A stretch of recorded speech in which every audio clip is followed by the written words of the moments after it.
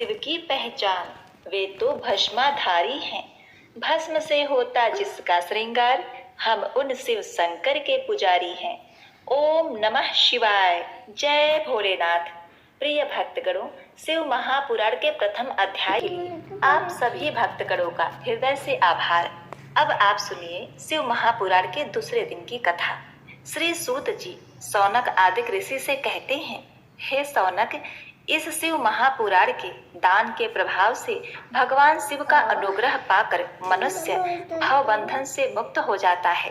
शिव पुराण को विधि पूर्वक संपन्न करने पर यह संपूर्ण फल देता है तथा भोग और मोक्ष प्रदान करता है। मुने, शिव पुराण का सारा महात्मा जो संपूर्ण फल देने वाला है। श्री शिव पुराण सभी पुराणों के माथे का तिलक है।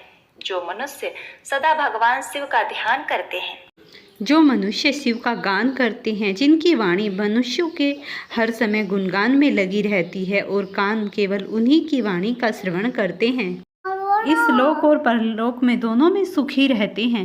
एक समय की बात है, व्यास जी सरस्वती नदी के तट पर तपस्या कर रहे थे। एक समय की बात है, तेजस विमान में यात्रा करते हुए भगवान सनत कुमार वहां जा पहुँचे। गुरु अपने ज्ञान में ध्यान में मग्न थे। वो अपने सामने सनत कुमार को देखकर बहुत तेजी से उठे। फिर उन्होंने सनत कुमार को योग आसन दे वहाँ पर विश्राम करने को कहा। तब सनत कुमार प्रिय वाणी में बोले, हे महामुनि, तुम सत्य का दर्पण करो। इसी से कल्याण का मार्ग प्रशस्त होता है, यही कल्याणकारी है। सत्य का अर्थ है सदा रहने वाला, इस काल का कोई प्रभाव नहीं पड़ता। सनत कुमार जी महर्षि व्यास जी को आगे समझाते हुए कहते हैं, भगवान शिव को प्राप्त करने के लिए उनका भजन कीर्तन सुमरन ही एकमात्र साधन है। मैं पृथ्वी लोक पर अनेक जगह भ्रमण करते हुए पर्वतराज मिथाचल पर जा पहुंचा। जब मैं कैलाश पर भ्रमण कर रहा था, तब मुझे देवादिदेव महादेव ने बताया कि मुझे प्राप्त करने के लिए मेरा भजन कीर्तन और सुमरन ही एकमात्र साधन है।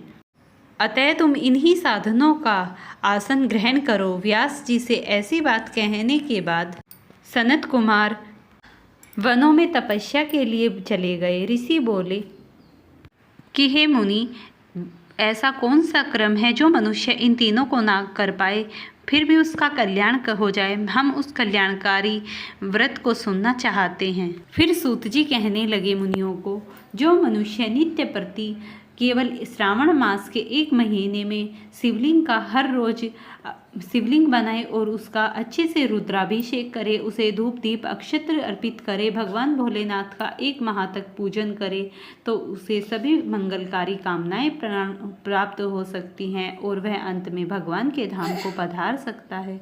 तब श्री सूत जी बोले, पूर्व काल में भगवान विष्णु अपनी पत्नी लक्ष्मी के साथ शेष शैया पर निवास कर रहे थे। फिर जैसे ही वहाँ पर ब्रह्मा जी गए, उन्होंने उन्हें प्रणाम किया। तब ब्रह्मा जी बोले कि हे पुत्र, तुम्हारा कल्याण हो, तुम यशस्वी हो, तुम मेरी नाभि कलम से उत्पन्न हो। तब ब्रह्मा जी और विष्णु जी में वार्तालाप हुआ और दोनों में इतना विवाद हो गया कि दोनों अपने अपने को श्रेष्ठ भगवान मानकर अपनी अपनी बातों पर अड़ गए। जब ब्रह्मा जी और विष्णु जी में अत्यंत घोर युद्ध हुआ, तब देवता आदि सभी घबरा गए और भगवान शिव के पास जा पहुँचे। उस समय महादेव उमा देवी के साथ अपनी सभा में मंद मंद कथा सुना रहे थे और मुस्कुरा रहे थे। तब भगवान शिव ने देवताओं को आश्वासन दिया कि ये युद्ध समाप्त हो जाएगा। उन्होंने अपनी सभा का समापन किया और नंदी पर सवार हो वो वहाँ पर जाकर छुप छुप ब्रह्मा जी और विष्णु भगवान का युद्ध देखने लगे। वे समझ ही गए कि इन दोनों ने महाअस्त्र शस्त्र ऐसे चला दिए कि दोनों एक दूसरे को मारने के लिए तुले हुए हैं। तब भगवान शिव उन दोनों के बीच जाकर एक महाअग्नि प्रज्वलित कर उनके समक्ष खड़े हो गए। जैसे ही अग्नि प्रज्वलित हुई, वे दोनों अग्नि की प्रज्वला को देखकर अस्त्र शस्त्रों को दोनों ने रोक लिया।